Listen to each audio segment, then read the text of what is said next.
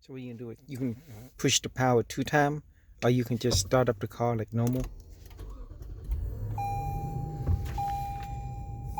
So what you can do is you can use this pad here to reset the maintain light. So you can go to back. You can go to the right where it's setting is, and you go up or down. You want to go up to say schedule maintenance. Push enter. Reset data. Push yes. And now you can go back again. Also, you can also reset the oil maintenance too. Push yes. And now push back. Then push left or right, whatever you want to set your stuff to. Usually I leave it on here.